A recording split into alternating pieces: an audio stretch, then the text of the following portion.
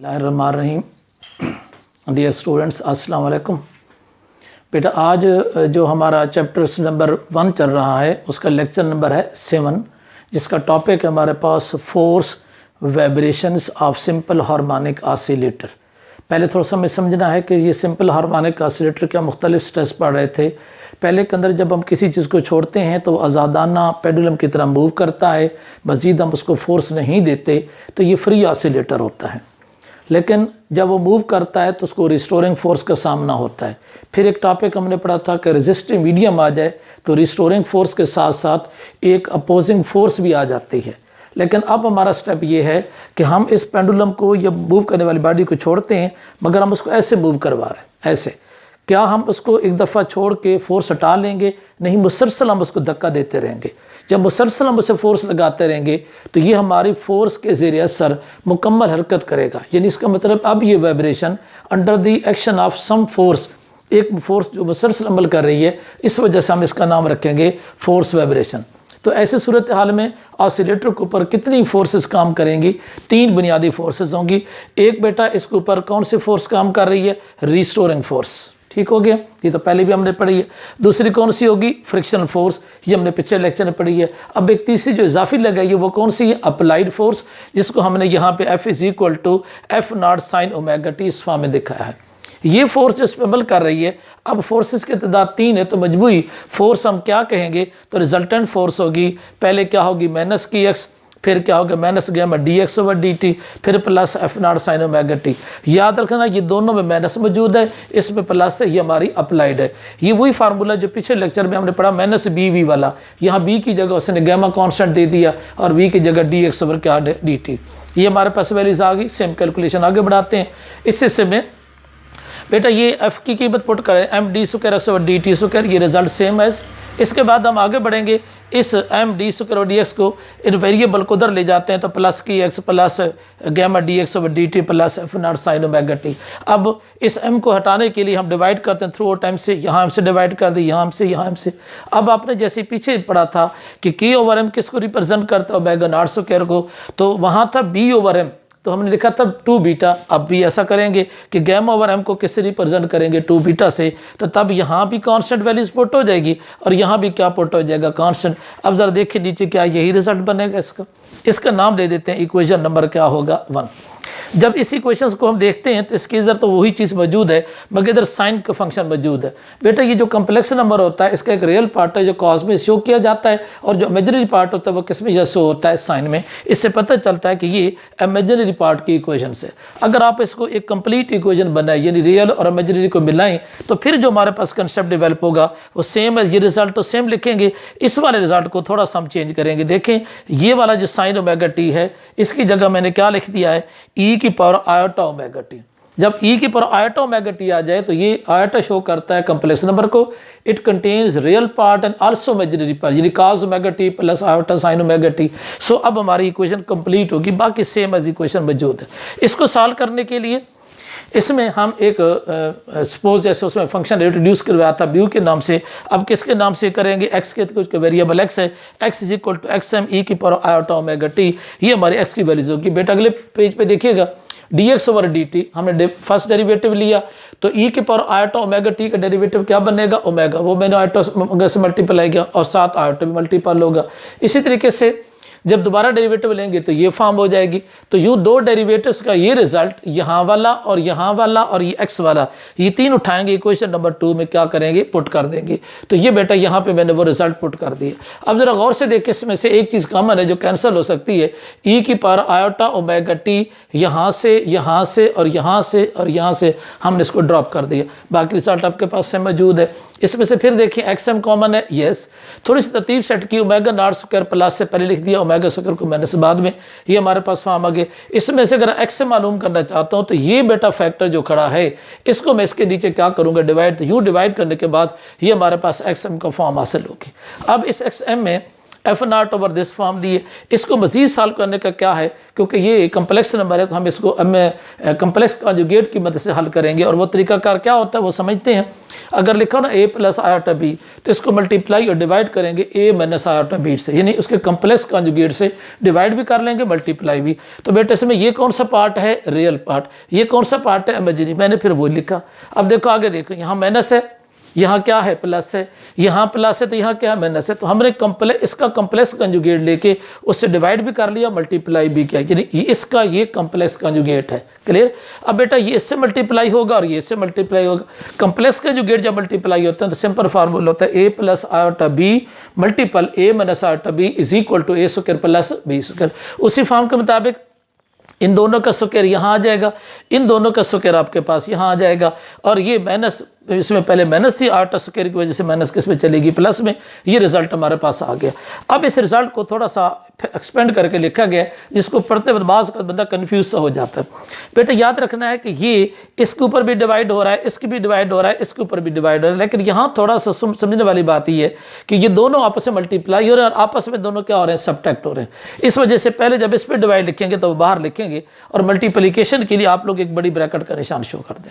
अब आप लोग इस टर्म को इस पर डिवाइड करें, फिर माइनस के बाद इस टर्म को, इस पूरी टर्म को इस पर डिवाइड करें। ये देखिए पूरी टर्म इस पर डिवाइड हो रही है, फिर ये पूरी टर्म इस पर क्या हो रही है, डिवाइड हो रही है। आप इस बात पे अब हैरान होंगे कि सर यहाँ तो कोई स्क्वायर रूट नहीं है, यहाँ स्क्वायर रूट क्यों आ गया। तो ज़रा बेटा समझिएगा, ये बेसिकली एक टर्म है, लेकिन यहाँ पे ये दो टर्में बन रही है। कैसे, जब ब्रैकेट लगाएंगे तो ये और ये टर्म मल्टीप्लाई होंगी।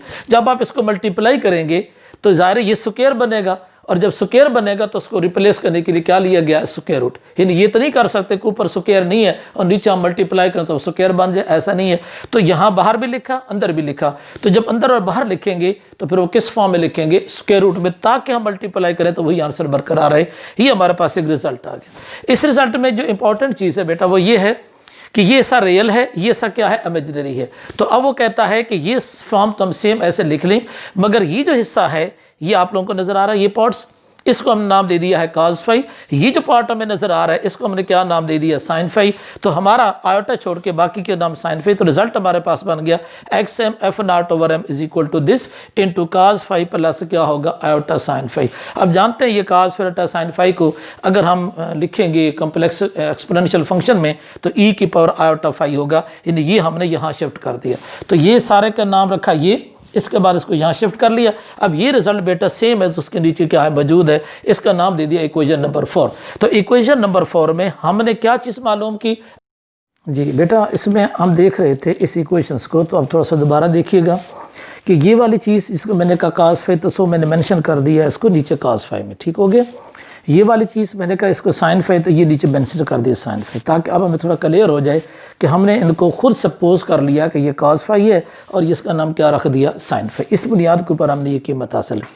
अच्छा, अब थोड़ा सा यहाँ एक ज़मीनी से दरमियान में एक पॉइंट है, पहले हम उसको ज़रा क्लियर कर लेते हैं कि अगर हम डायरेक्शन निकालना चाहते हैं तो ये फार्मूला होता है tan फाई का। तो ये होता है sin phi over cos phi, या sin फाई और cos फाई की कीमतें, यही कीमतें आप पुट करेंगे तो कुछ कैंसिल हो जाएंगे और कुछ बच जाएंगे। ज़ाहिर है ये बटे वाले फैक्टर कैंसिल हो जाएंगे, ऊपर वाली दोनों कीमतें बचेंगी, तो ये हमारे पास रिजल्ट आएगा। फाई किसके बराबर होगा, tan इनवर्स दिस। आप जानते हैं कि tan ऑफ माइनस थीटा होता है माइनस tan थीटा के। अगर माइनस आती है तो फिर यहाँ माइनस क्यों नहीं है, वो माइनस हमने इसी तरीके से रिप्लेस की कि यहाँ था omega not square minus omega square. अब यहाँ क्या लिखा हुआ है, omega square minus omega not square. इसका मतलब एक माइनस यहाँ से कॉमन ले ली, तो वो जो बाहर माइनस मौजूद थी उसने उसको क्या बना दिया, प्लस। इस तरीके से बेटा ये जो हिस्सा है ये इसकी क्या शो करने लग गया है, डायरेक्शंस, जिसको ऊपर डायग्राम के अंदर दिखा दिया गया हॉरिजॉन्टल कंपोनेंट है, ये कौन सा वर्टिकल कंपोनेंट है, और ये इसकी क्या होगी, डायरेक्शंस के लिहाज से। अब हमारा जो मेन जो क्वेश्चन है हम उसी तरफ रहते हैं कि हमने यहाँ से बेटा XM की कीमत निकाली थी इक्वेशन नंबर 4 से, और हमने इक्वेशन नंबर 3 जो बेसिक इक्वेशन थी वो क्या थी, x is equal to XM e की पावर आयोटा ओमेगा टी। हमने इस इक्वेशन नंबर 4 से XM की कीमत को इक्वेशन नंबर 3 में क्या करना है, पुट करना है। तो so put the values of XM from equation number 4 in equation number क्या है 3। ये देखिए x is equal to XM, वहाँ XM है तो उसकी जगह क्या कीमत पुट कर दी, F नॉट ओवर M बट्टे में ये सारा फैक्टर e की पावर आयोटा फाई यहाँ तक, उधर क्या मौजूद है e की पावर आयोटा ओमेगा टी, वो यहाँ आ गया। अब इसका मतलब ये होगा कि e की पावर आयोटा फाई और e की पावर आयोटा ओमेगा टी दो फंक्शन एक जैसे इकट्ठे होंगे। जब बेस सेम होते हैं तो उनको ऐड कर लेते हैं, जब ऐड करेंगे तो आयोटा कॉमन लेके तरतीब से लिख लेते हैं ओमेगा टी प्लस फाई। क्या इसमें कोई तब्दीली हमने की? कुछ नहीं। ये हमारे पास इक्वेशन नंबर कौन सी हासिल होगी? 5। अब इसी इक्वेशंस को अगर हम गौर से देखें तो इसमें आयोटा की मौजूदगी इस चीज़ का इशारा करती है कि ये रियल पार्ट भी रखता है और इमेजिनरी पार्ट भी। तो सारे जो इमेजिनरी पार्ट होता है वो प्रैक्टिकल फॉर्म में तो कोई हैसियत नहीं रखता, हमें तो रियल पार्ट चाहिए। लिहाजा आप इसको अगर ओपन करें तो ये हल होगा cos omega T plus phi, cos omega T plus phi plus iota sine omega T plus phi, यानी एक रियल पार्ट हो गया इमेजिनरी। तो हम इसमें से सिर्फ कौन सा पार्ट चूज करेंगे? रियल। तब मैंने लिखा real part of equation number 5। तो ये तो बेटा सेम रहेगा, इसमें तो कोई तब्दीली आएगी। इसमें तब्दीली आएगी, इसमें साइन का फंक्शन निकाल के सिर्फ क्या लिखेंगे? cos omega T plus phi, जबकि आगे क्या लिखा होना चाहिए था? Plus iota sine omega T plus phi, वो हमने निकाल दिया और सिर्फ इसमें से कौन सा पार्ट हासिल कर लिया? रियल। तो ये जो बेटा हमारे एक्स हासिल हो रहा है, इसमें से अगर हम इस cos omega T plus phi को छोड़ें तो ये जो हिस्सा है, मैं थोड़ा सा सर्कल करूँ आपको आसानी के लिए, ये जो नज़र आ रहा है ये क्या कहलाता है? एक्सएम। ये क्या कहलाता है? एक्सएम। क्या ये सिंपल इक्वेशन बनती है? इसी इक्वेशन को अगर हम डेरिवेटिव ले लें तो वेलोसिटी निकाली जा सकती है। तो आप जानते हैं cos का डेरिवेटिव माइनस साइन होता है और ओमेगा टी का क्या आ जाएगा? ओमेगा। सो ये रिजल्ट हमारे पास किस चीज़ का आ जाएगा? वेलोसिटी का। अच्छा, ये जो लिखा हुआ है ना ओमेगा एक्सएम, इसको वी लिखा जा सकता है, जैसे हम लिखते हैं v is equal to r omega.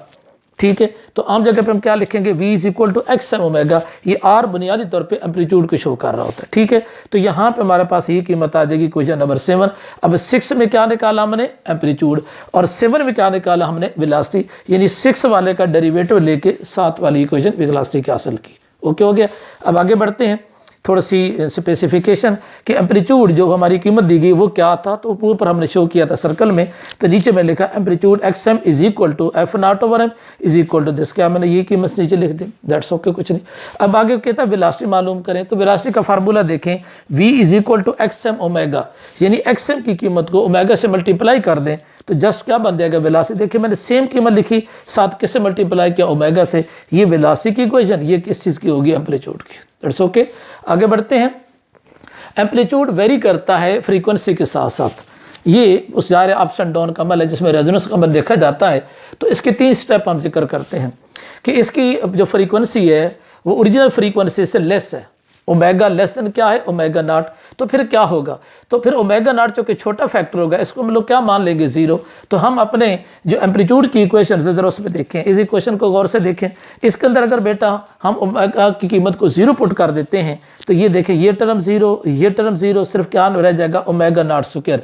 याद रखना 1 स्क्वायर ये है, 1 स्क्वायर ये है, तो 1 स्क्वायर रूट से खत्म होता है, 1 स्क्वायर बरकरार रहता है, तो बटे में क्या रह जाएगा? F not over M omega not square. अकेला ओमेगा नहीं लिखेंगे क्योंकि ओमेगा नॉट का अपना भी स्क्वायर है और एज ए होल भी स्क्वायर है। एज ए होल वाला स्क्वायर रूट से खत्म होगा, जबकि बाकी स्क्वायर क्या रहेगा? बरकरार रहेगा। दूसरे पॉइंट पे आते हैं, omega greater than omega naught. अगर ये उससे ज़्यादा हो तो फिर किसको नेगलेक्ट कर देंगे हम? ओमेगा नॉट को। अगर आप ओमेगा नॉट को 0 करेंगे तो ये वो फैक्टर है जो रजिस्टर मीडियम से ताल्लुक़ रखता है। इसका मतलब वहाँ रजिस्टर फैक्टर बीटा भी तकरीबन क्या हो जाएगा? 0। अगर ये दोनों 0 पुट करते हैं इस इक्वेशन के अंदर, तो अगर हम यहाँ बीटा को 0 पुट करते हैं और वहाँ ओमेगा नॉट को, तो सिर्फ ज़ाहिर कौन सा फैक्टर बचता है? ओमेगा।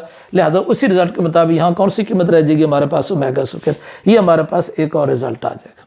अब आगे बढ़ते हैं। अगर ये दोनों फर्ज करें बराबर हो जाते हैं तो फिर क्या होगा?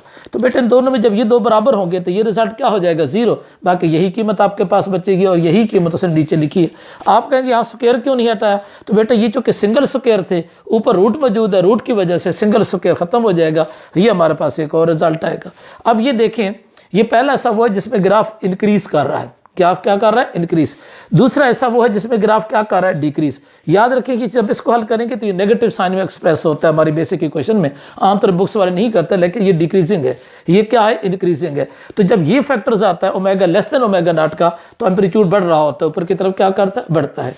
और इसमें माइनस का फैक्टर इसको शो करता है कि ये मुसलसल क्या करता जा रहा होता है? डिक्रीज करता जाएगा। क्लियर हो की बात? और एट सेंटर पॉइंट ये वो जगह होती है जहां ये दोनों फैक्टर आपस में बराबर होते हैं और एम्पलीट्यूड की कीमत क्या होती है? मैक्सिमम है। तो मैक्सिमम एम्पलीट्यूड के ऊपर कौन सा अमल नजर आएगा? रेजोनेंस। ये सा लेस देन फ्रीक्वेंसी। ये कौन सी फ्रीक्वेंसी होगी, ग्रेटर देन फ्रीक्वेंसी। तो ये था हमारा article force vibration of simple harmonic oscillator. तो इंशाल्लाह नेक्स्ट लेक्चर में मिलते हैं। अल्लाह हाफिज़।